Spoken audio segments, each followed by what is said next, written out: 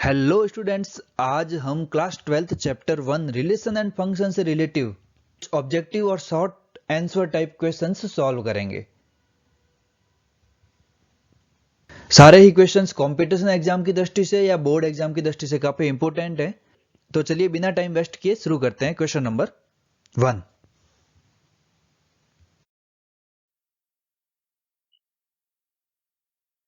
Now our question number 1 is let x equal to set of 1, 2, 3 and the relation R is defined in x is R equal to set of ordered pairs 1, 3, 2, 2 and 3, 2.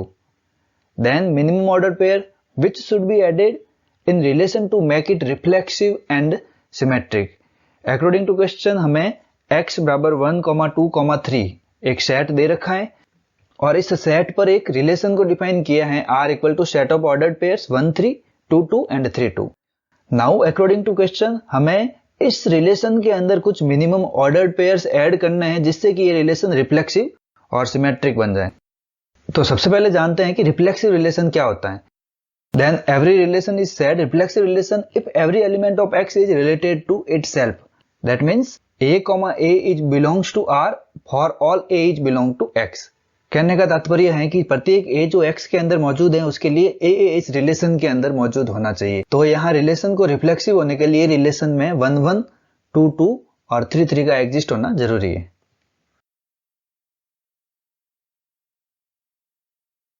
यहाँ relation में 2, 2 पहले से ही दे रखा है तो 2, 2 को मैंने underline कर लिया।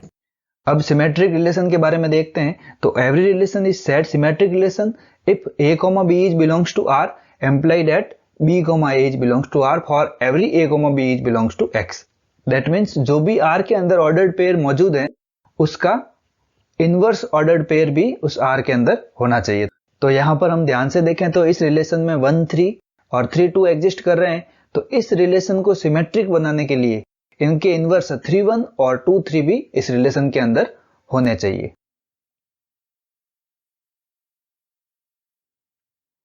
अब मैं 1, 3 और 3, 2 के नीचे अंडरलाइन कर लेता हूं।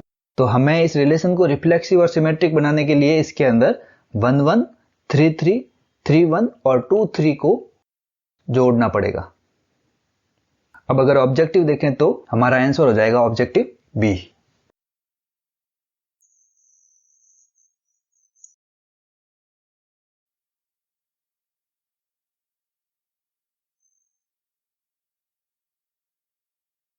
Now our question number 2 is if R equal to set of x, y such that x, y is belongs to z and x square plus y square is less than equal to 4 is a relation in z, then the domain of R is।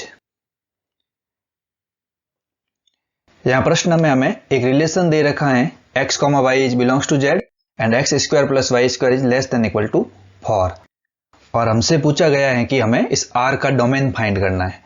तो सबसे पहले हम domain की definition जानते हैं। The set of all first component of the ordered pairs belonging to R is called domain. That means जो भी relation दे रखा है उस रिलेशन का जो फर्स्ट कंपोनेंट है उसको डोमेन कहते हैं। यहां दिए गए रिलेशन में x फर्स्ट कंपोनेंट है, that means x is the domain. अब x की वैल्यू फाइंड करने के लिए हमें एक रिलेशन दिया है कि x, y belongs to z है and x square plus y square is less than equal to 4 है। अब इस इनइक्वलिटी में हम दोनों तरफ x स्क्वायर को घटाते हैं। तो यहां तो x स्क्वायर से x स्क्वायर कट गया। तो अब हमारी इनइक्वलिटी हो गई y square is less than equal to 4 minus x square. अब नेक्स्ट स्टेप में हम दोनों तरफ रूट लेते हैं। तो अब हो जाएगा y is less than equal to root of 4 minus x square. और यहां क्वेश्चन में दिया हुआ है कि x, y is belongs to z। यहां पर 4 माइनस एक्स स्क्वायर रूट में आया हुआ है और हम जानते हैं कि रूट में कोई भी संख्या नेगेटिव नहीं हो सकती है। That means 4 minus x square is always greater than equal to 0। That means x की केवल वे ही वैल्यू संभव है जिनके लिए 4 minus x square is greater than equal to 0 है, क्योंकि रूट में कोई भी वैल्यू नेगेटिव नहीं हो सकती। अब हम x की कोई वैल्यू लें। सबसे पहले x इक्वल टू -2 ट्राई करते हैं। तो 4 माइनस -2 का square equal to 0 is always greater than equal to 0। अब x इक्वल टू -1 लेते हैं। तो 4 माइनस -1 का square is equal to 3 is also positive. x equal to 0 पर फॉर माइनस 0 का स्क्वायर इक्वल टू 4। अब x इक्वल टू 1 लेने पर फॉर माइनस 1 का square equal to 3 and x equal to 2 लेने पर फॉर माइनस 4 इक्वल टू 0। तो हम देखते हैं कि x की इन 5 वैल्यू के अलावा और कोई भी वैल्यू पर four minus x square positive नहीं आ रहा है। That means it's domain is set of -2, -1, 0, 1 and 2। This is option B. और अगर इस रिलेशन को रोस्टर फॉर्म में लिखें तो ये रिलेशन कुछ इस प्रकार से दिखेगा।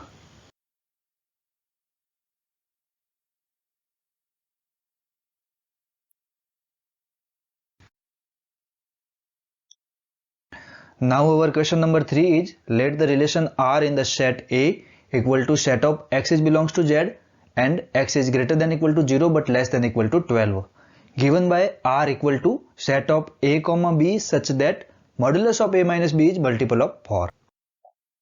Then find equivalence class containing 1.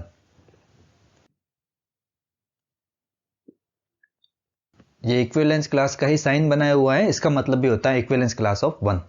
अब प्रश्न में हमें एक रिलेशन दे रखा है कि R equal to set of A comma B such that A minus B का जो मॉड्यूलस है इज मल्टीपल ऑफ 4। और ये जो A कॉमा B है ये सारे सेट A पर डिफाइन किए गए हैं और A है वो एक इंटीजर है 0 से लगाकर 12 तक। और हमें इक्विवेलेंस क्लास कंटेनिंग 1 फाइंड करनी है। तो यहां पर हम सबसे पहले जानते हैं कि इक्विवेलेंस क्लास क्या होती है। Equivalence class is a subset of equivalence relation R which includes all elements that are equivalent to each other. That means equivalence class दिए गए रिलेशन का एक ऐसा सबसेट होता है जिसके सारे एलिमेंट एक दूसरे के इक्विवेलेंट होते हैं। Equivalence class of A equal to set of x is belongs to A such that x comma A is belongs to R। अर्थात अगर हमें एक की इक्विवेलेंस क्लास निकालनी है तो equivalence class of 1 equal to हो जाएगा set of x is belongs to A such that x comma 1 is belongs to R। इसी तरह से अगर हमें 2 की इक्विवेलेंस क्लास निकालनी होगी तो A की जगह हम 2 लिख देंगे। इस तरह से हम किसी भी एलिमेंट की इक्विवेलेंस क्लास निकाल सकते हैं। तो यहां पर equivalence class of 1 equal to हो जाएगा set of x is belongs to A such that x comma 1 is belongs to R। अब यहां पर इस सेट में सबसे पहले x is belongs to A दे रखा है और A हमारे पास डिफाइन है A equal to x is belongs to Z and x is greater than equal to 0 less than equal to 12। That means x is belongs to A का मतलब हो गया सारे इंटीजर्स जो 0 से लगाकर 12 तक हैं। और इसी सेट में आगे लिखा हुआ है such that x comma 1 is belongs to R। अगर A कॉमा B R में है तो उनके लिए modulus of A minus B is multiple of 4 है। तो x कॉमा 1 अगर इस R में होगा तो उसके लिए modulus of x minus 1 is multiple of 4 हो जाएगा। अब हमारे पास x की सारी वैल्यूज हैं और इक्विवेलेंस क्लास ऑफ 1 का रिलेशन भी है। तो हम यहां पर सारी वैल्यू लिखकर फाइंड करेंगे कि हमारे रिलेशन के लिए कौन सी सेटिस्फाइड कर रही है। सबसे पहले 0 रखते हैं तो 0 कॉमा 1 के लिए हो जाएगा modulus of 0 minus 1 is multiple of 4। तो हमें पता है 0 माइनस 1 1 हो जाएगा, 1 इज नॉट मल्टीपल ऑफ 4। तो यहां पर देखें तो 1 माइनस 1 मीन्स 0। 0 हमें पता है कि 0 हर नंबर का मल्टीपल होता है तो 0 इज मल्टीपल ऑफ 4 यानी कि 1 के लिए ये कंडीशन फुलफिल हो रही है। अब 2 रखते हैं, 2 minus 1 is not multiple of 4। 3 minus 1 equal to 2, 2 is not multiple of 4। आगे देखें तो 4 minus 1, 4 minus 1 equal to 3, 3 is also not multiple of 4। 5 minus 1 is multiple of 4। तो हाँ 5 माइनस 1 तो 4 होता है और 4 इज मल्टीपल ऑफ 4 होता है तो यहां पर 5 भी इस सेट में शामिल है। 6 minus 1 equal to 5, 5 is not multiple of 4। अब 7 माइनस 1 करें तो 7 माइनस 1 6 हो जाएगा, 6 भी मल्टीपल ऑफ 4 नहीं है। 8 माइनस 1 7 हो जाएगा, 7 भी मल्टीपल ऑफ 4 नहीं है। 9 माइनस 1 करेंगे तो 9 माइनस 1 हो जाएगा 8 और 8 मल्टीपल ऑफ 4 होता है। इसका मतलब इस इक्विवेलेंस क्लास में 9 भी शामिल हैं। 10 माइनस 1 9, 11 माइनस 1 10 एंड 12 माइनस 1 11। ये तीनों ही मल्टीपल ऑफ 4 नहीं होते हैं। That means equivalence class of 1 हो गया सेट ऑफ 1, 5, 9 जो कि हमारे पास ऑप्शन नंबर ए में। इस तरह से हम इसको सॉल्व कर सकते हैं। इक्विवेलेंस क्लास कंटेनिंग 1, 2, 3 ए, इस तरह के कॉन्सेप्ट हमेशा ही सीबीएसई की दृष्टि से कहो या किसी कंपटीशन एग्जाम की दृष्टि से कहो, रिलेशन एंड फंक्शन में हमेशा ही इंपॉर्टेंट होते हैं। तो आप इस क्वेश्चन को ध्यान से देखें और सॉल्व करें।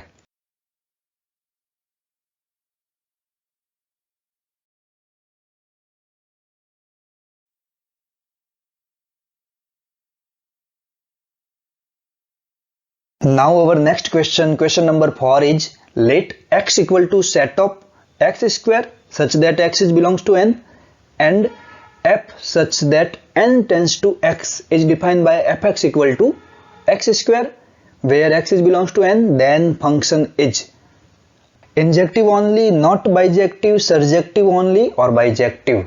यहाँ प्रश्न में एक फंक्शन को डिफाइन किया है f such that n tends to x, fx equal to x square where x is belongs to n। यहाँ पे जो n tends to x लिखा है इसने, n मीन्स नेचुरल नंबर और x के लिए एक अलग से सेट डिफाइन किया है x equal to set of x square where x is belongs to n। अब हमें जांच करनी है कि ये फंक्शन इंजेक्टिव, सर्जेक्टिव या बाइजेक्टिव में से कौन कौन सा है। तो सबसे पहले हम देखते हैं इंजेक्टिव फंक्शन क्या होता है। तो इंजेक्टिव और one one function, a function f such that a tends to b is injective, then image of distinct elements of a are distinct in b। That means एक फंक्शन a से b में injective कहलाएगा यदि a में जो भी अलग अलग डिफरेंट एलिमेंट्स हैं उनकी इमेज b में भी डिफरेंट हो। For all x1 x2 is belongs to a, x1 is not equal to x2 imply that fx1 is not equal to fx2। यहाँ पर x1 x2 दो डिस्टिंक्ट एलिमेंट हैं तो उनके लिए उनकी इमेज भी डिस्टिंक्ट है। तो यहाँ पर क्वेश्चन के अकॉर्डिंग हम x1 x2 दो एलिमेंट्स नेचुरल नंबर्स में से लेते हैं और x1 is not equal to x2 है। तो यहाँ पर जो x1 x2 डिस्टिंक्ट हैं उनके लिए x1 स्क्वायर व x2 स्क्वायर भी डिस्टिंक्ट होगा। तो that means fx1 is not equal to fx2 होगा। तो हम कह सकते हैं कि दिस इज इंजेक्टिव फंक्शन। अब हम देखते हैं कि सर्जेक्टिव फंक्शन क्या होता है। तो सर्जेक्टिव और onto function, a function f such that a tends to b is surjective if there exists pre-image in a for every element of b। That means b के जितने भी elements हैं उनकी प्री इमेज अगर a में exist करती हैं तो हम इसको सर्जेक्टिव बोलते हैं। कहने का मीन्स है कि b में जो भी एलिमेंट्स आ रहे हैं, तो यहाँ पर देखें तो b में कौन से एलिमेंट्स आ रहे हैं, जो x वाले एलिमेंट्स कौन से हैं, नेचुरल नंबर्स के स्क्वायर, यानी कि 1, 4, 9, 16 ये सारे आ रहे हैं। तो इन सब की प्री इमेज कितनी होगी, 1 की प्री इमेज 1 होगी, 4 की प्री इमेज 2 होगी और 9 की प्री इमेज 3 होगी। दैट मीन्स जितने भी एलिमेंट्स अपने इस सेकेंड सेट बी में आ रहे हैं या एक्स में आ रहे हैं उन सब की प्री इमेज ए में मौजूद है, यानी कि प्रत्येक के लिए एक नेचुरल नंबर एग्जिस्ट कर रहा है। तो हम कह सकते हैं कि ये सर्जेक्टिव होगा। सर्जेक्टिव या ऑन टू प्रूव करने का एक और तरीका है, हम इस फंक्शन की रेंज निकाल दें। अगर रेंज और ये कोडोमेन जो दे रखा है वो अगर इक्वल आ जाए तो हम कहते हैं कि फंक्शन सर्जेक्टिव होगा। तो हम देखते हैं कि fx बराबर एक्स स्क्वायर, जब x की जगह नेचुरल नंबर रखते हैं तो रेंज हो जाएगी 1 का स्क्वायर 1, 2 का स्क्वायर 4, 3 का स्क्वायर 9, 4 का स्क्वायर 16 डॉट डॉट डॉट इस तरह से हो जाएगी। और अगर हम इसका कोडोमेन देखें x, तो x में भी अपने को कह रहा है नेचुरल नंबर रखने, तो यहां पर भी हमारे पास 1, 4, 9, 16 डॉट डॉट डॉट यही सेट आ रहा है। तो हम कह सकते हैं कि इसकी जो रेंज है वो कोडोमेन के इक्वल है। जब रेंज इक्वल टू कोडोमेन होता है तो हम फंक्शन को सर्जेक्टिव कहते हैं। और ऐसा फंक्शन जो इंजेक्टिव भी हो और सर्जेक्टिव भी हो उस फंक्शन को हम बाइजेक्टिव फंक्शन कहते हैं। तो इस क्वेश्चन नंबर 4 का जो आंसर हो जाएगा वो हो जाएगा ऑप्शन नंबर डी, बाइजेक्टिव।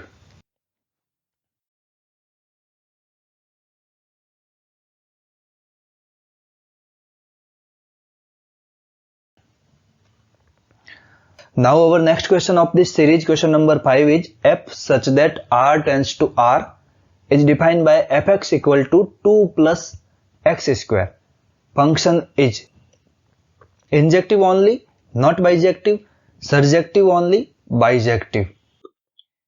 यह क्वेश्चन भी अभी जो क्वेश्चन सॉल्व किया है उसकी तरह ही है, हमें इसमें भी इंजेक्टिव, बाइजेक्टिव और सर्जेक्टिव बताना है। तो सबसे पहले फंक्शन देखते हैं। फंक्शन है r टेंड्स टू r में डिफाइन है और fx equal to 2 plus x square दे रखा है। तो सबसे पहले हमें देखना है कि इंजेक्टिव है या नहीं है। तो यहां पर सबसे पहले हम r में से दो x1 x2 दो एलिमेंट्स लेते हैं। मान लेते हैं कि x1 -1 है और x2 1 है। तो -1 पे f ऑफ -1 निकालते हैं, तो f ऑफ -1 इक्वल टू हो जाएगा 2 प्लस -1 का whole square, that means 2 plus 1 equal to 3। और x2 इक्वल टू 1 पर fx2 निकालते हैं, f ऑफ 1 हो जाएगा 2 प्लस 1 का square equal to 2 plus 1 that means 3। तो यहां पर हम ध्यान से देखें तो दो डिस्टिंक्ट एलिमेंट्स हैं लेकिन उनकी इमेज सेम है, जबकि हमने पढ़ रखा है कि अगर फंक्शन में दो डिफरेंट एलिमेंट्स की इमेज डिफरेंट हो तभी उसको इंजेक्टिव बोलते हैं। तो हम कह सकते हैं कि यह फंक्शन इंजेक्टिव नहीं है। अब अगर सर्जेक्टिव की जांच करें तो सर्जेक्टिव के लिए हमें चेक करना पड़ेगा कि कोडोमेन वाले आर के जो एलिमेंट्स हैं उन सबकी प्री इमेज डोमेन वाले आर में एग्जिस्ट करती हैं या नहीं करती हैं। या हम देख सकते हैं कि इस फंक्शन की जो रेंज है वो इस कोडोमेन आर के इक्वल है या नहीं है। तो हम दूसरा वाला तरीका ही लेते हैं, इसकी रेंज निकालते हैं। तो हमें fx बराबर 2 प्लस एक्स स्क्वायर की रेंज निकालनी है। तो हम x के बारे में तो हम जानते हैं कि x बिलोंग्स टू r है, क्योंकि इसका डोमेन r है, दैट मीन्स हमें x बिलोंग्स टू r लेना है। अब अगर x स्क्वायर करें तो हम जानते हैं कि x स्क्वायर होता है वो हमेशा ही 0 से बड़ा या 0 के बराबर आएगा। अब अगर दो ऐड करें दोनों तरफ तो 2 plus x square is greater than equal to 2 plus 0 that means 2 हो जाएगा। और 2 प्लस एक्स स्क्वायर ही तो fx है, तो fx is greater than equal to 2 हो जाएगा। दैट मीन्स हमारी जो रेंज है वो 2 से लगाकर इंफिनिटी तक हो गया। हम लिख सकते हैं 2 टू इंफिनिटी, जबकि हमारा जो कोडोमेन है वो r है। तो इसका मतलब codomain is not equal to range. That means हम कह सकते हैं कि ये फंक्शन सर्जेक्टिव भी नहीं है, ये फंक्शन इंजेक्टिव भी नहीं, सर्जेक्टिव भी नहीं। अब अगर हम ऑब्जेक्टिव चेक करें तो पहला ऑब्जेक्टिव है इंजेक्टिव ओनली, तो ये इंजेक्टिव तो नहीं है, तो पहला ऑब्जेक्टिव गलत हो गया। दूसरा नॉट बाइजेक्टिव दे रखा है, इंजेक्टिव भी नहीं है और सर्जेक्टिव भी नहीं है, इसका मतलब बाइजेक्टिव भी नहीं होगा, तो ये वाला सही होगा। तीसरा देखें सर्जेक्टिव ओनली, ओनली सर्जेक्टिव है नहीं और बाइजेक्टिव भी ये क्वेश्चन नहीं है, तो इसका आंसर होगा ऑब्जेक्टिव बी। इस तरह से हमें इस प्रकार के क्वेश्चंस को सॉल्व करना है। इंजेक्टिव, सर्जेक्टिव और बाइजेक्टिव के क्वेश्चंस सीबीएसई में खूब पूछे जाते हैं, तो इस तरह के क्वेश्चंस हमें ध्यान से पढ़ने हैं और अभी जो क्वेश्चंस किए वो दोनों ही इंपॉर्टेंट क्वेश्चंस हैं। धन्यवाद।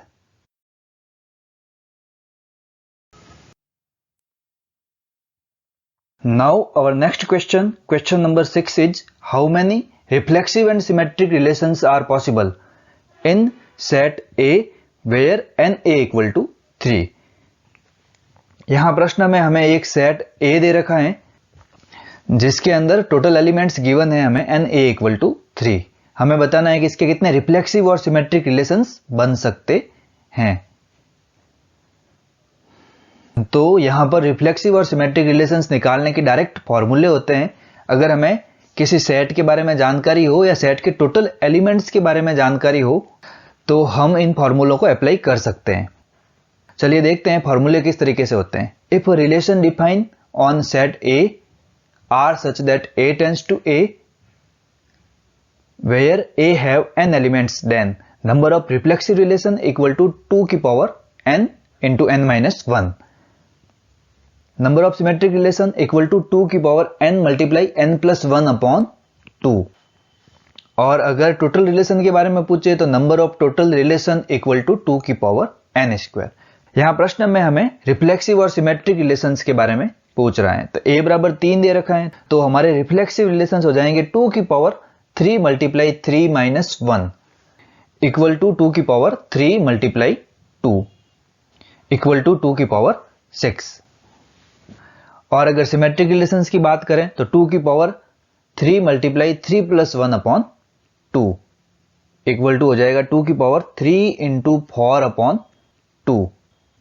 तो यहां पर 4 है वो 2 से 2 टाइम डिवाइड हो गए, 3 मल्टीप्लाई 2, यहां पर भी 2 की पावर 6 ही आंसर आएगा।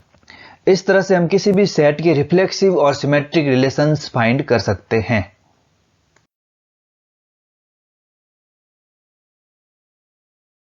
अब नेक्स्ट क्वेश्चन है how many relations are possible in set A where n A equal to 3। अब की बार हमें टोटल रिलेशन बताने हैं, तो number of total relation equal to होता है 2 की पावर n स्क्वायर। तो 2 की पावर यहां पर हो जाएगा 3 स्क्वायर, दैट मीन्स 2 की पावर 9। इस तरीके से हमें इस क्वेश्चन को सॉल्व करना है।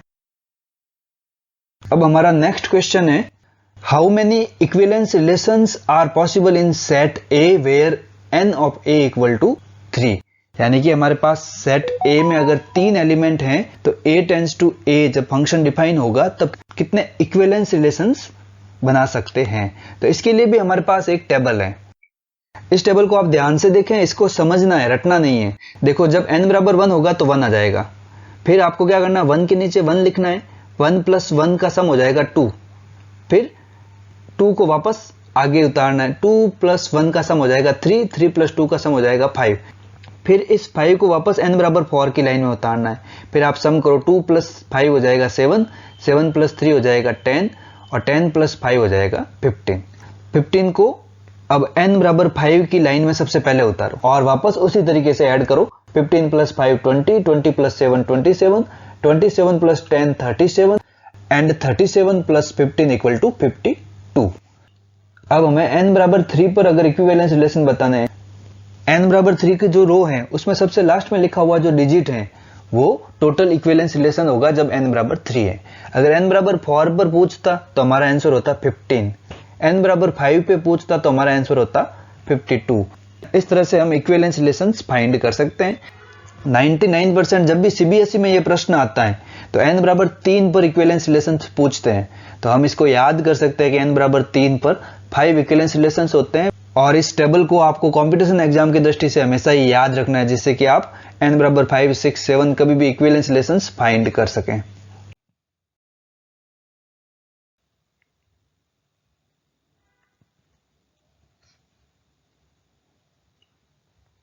Now our question number 9 is a relation R in set A equal to set of 1, 2, 3 is defined as R equal to set of 1, 1, 1, 2, 2, 2 and 3, 3. Which of the following ordered pairs in R shall be removed to make it an equivalence relation in A? यहां प्रश्न के अनुसार हमें एक set A दे रखा है 1, 2, 3 और एक रिलेशन दे रखा है ऑर्डर्ड पेयर ऑफ 1, 1, 1, 2, 2, 2 एंड 3, 3 का। अब हमें बताना है कि इस रिलेशन में किस ऑर्डर पेयर को हम रिमूव करें ताकि हमारा ये जो रिलेशन है वो इक्विवेलेंस रिलेशन बन जाए। तो यहां पर हम रिलेशन को ध्यान से देखें तो रिलेशन इक्वल टू है सेट ऑफ 1, 1, 1, 2, 2, 2 एंड 3, 3। तो यहां पर अगर हम 1, 2 को रिमूव कर दें तो हमारा रिलेशन हो जाएगा 1, 1, 2, 2, 3, 3। अब अगर हम इस रिलेशन को ध्यान से देखें तो इस रिलेशन में every element of A is related to itself, that means this relation is reflexive relation. और यहां पर अगर हम सिमेट्रिक की बात करें तो every ordered pair is mirror image of itself, यानी कि प्रत्येक जो ऑर्डर्ड पेयर है वो खुद की ही इमेज है, इसलिए यह सिमेट्रिक भी है। ट्रांजिटिव की बात करें तो इस सेट में यहां पर कोई ट्रांजिटिव पेयर नहीं बन रहा है, तो इस प्रकार ये रिलेशन ट्रांजिटिव भी है। और जो रिलेशन रिफ्लेक्सिव, सिमेट्रिक और ट्रांजिटिव होता है उस रिलेशन को हम इक्विवेलेंस रिलेशन कहते हैं। अर्थात अगर इस रिलेशन को हमें इक्विवेलेंस रिलेशन बनाना है तो हमें इसमें से 1, 2 को रिमूव करना होगा। Now our next question, question number 10 is a relation R in the set of real number R is defined as R equal to set of A, B such that root of A equal to B is a function or not justifying। यहां प्रश्न में हमें real number के set पर एक relation define किया है। Relation है root A equal to B और हमें पूछा है कि यह रिलेशन फंक्शन है या नहीं है। तो सबसे पहले हमें जानकारी होनी चाहिए कि फंक्शन क्या होता है। तो यहां पर हम सबसे पहले फंक्शन की डेफिनेशन देखते हैं। f such that A tends to B is called function if every element of A has unique image in B। अर्थात A के प्रत्येक अवयव का B में अगर अद्वितीय प्रतिबिंब है तो हम उसको फंक्शन कहते हैं। यहां पर हमें रिलेशन दे रखा है root A equal to B। तो यहां पर जो पहला एलिमेंट है A, उसके प्रत्येक अवयव की दूसरा एलिमेंट है हमारे पास B, उसमें यूनिक इमेज एग्जिस्ट करनी चाहिए। तो चलो चेक करते हैं। यहां पर मैं A की जगह रियल नंबर ले सकता हूं, तो यहां पर मैं A की जगह रियल नंबर लेता हूं -1, और भी कुछ भी ले सकता हूं 0, 1। सबसे पहले -1 पे ट्राई करते हैं। अगर मैं A बराबर -1 रखता हूं तो B की वैल्यू मेरे पास आ जाती है रूट ऑफ -1, और हम जानते हैं root of -1 is not a real number. तो यहां पर हम देखें कि ए के प्रत्येक अवयव के लिए हमें प्रतिबिंब ही प्राप्त नहीं हो रहा है। तो यूनिक इमेज की तो बात बाद में आती है, पहले इमेज आनी चाहिए। तो हम कह सकते हैं कि root A equal to B is not a function. यह काफी इंपॉर्टेंट क्वेश्चन है, यहां पर हमें पता होना चाहिए root A equal to B कभी भी फंक्शन नहीं होता है। अगर हमें रूट फंक्शन लिखना है तो हम लिखेंगे a बराबर रूट बी। यहां पर पहला एलिमेंट a है और दूसरा एलिमेंट b है। तो इस तरह से जब फंक्शन डिफाइन होगा तभी वो रूट फंक्शन हो सकता है। जो यहां पर क्वेश्चन में दिया हुआ है वो एक फंक्शन ही नहीं है। चलिए अब हम इस ऑब्जेक्टिव सीरीज का लास्ट क्वेश्चन, क्वेश्चन नंबर 11 देखते हैं। N equivalence relation R in A divides it into equivalence classes A1, A2 and A3. What is the value of A1 union A2 union A3 and A1 intersection A2 intersection A3? इस प्रश्न में हमें एक equivalence relation दे रखा है। उस relation को हमने A1, A2 और A3 तीन इक्विवेलेंस क्लास में डिवाइड किया है। अब हमें बताना है कि इन तीनों इक्विवेलेंस क्लासेस का यूनियन और इंटरसेक्शन की वैल्यू क्या होगी। तो हमें सबसे पहले इक्विवेलेंस क्लास के बारे में पता होना चाहिए। तो हमने क्वेश्चन नंबर 3 में देखा था इक्विवेलेंस क्लास क्या होती है। एक बार वापस मैं इस इक्विवेलेंस क्लास की डेफिनेशन आपको बता देता हूं। Equivalence class is a subset of equivalence relation R which include all elements that are equivalent to each other। अर्थात एक इक्विवेलेंट क्लास में जितने भी इक्विवेलेंट एलिमेंट्स होंगे वो सारे इंक्लूड होते हैं। यहां पर इक्विवेलेंस क्लास की दो और प्रॉपर्टीज होती हैं कि इक्विवेलेंस क्लासेस जो भी हो उन सब इक्विवेलेंस क्लासेस का अगर हम यूनियन करें तो हमें पूरा रिलेशन प्राप्त हो जाता है। जो भी रिलेशन हमें दे रखा है वो रिलेशन हमें प्राप्त हो जाता है। और अगर हम इन इक्विवेलेंस क्लास में कुछ भी कॉमन ढूंढें यानी कि इंटरसेक्शन करें तो हमें फाई प्राप्त होता है, यानी कुछ प्राप्त नहीं होता है। इस तरह से हम इस क्वेश्चन को डायरेक्ट प्रॉपर्टीज की हेल्प से कर सकते हैं।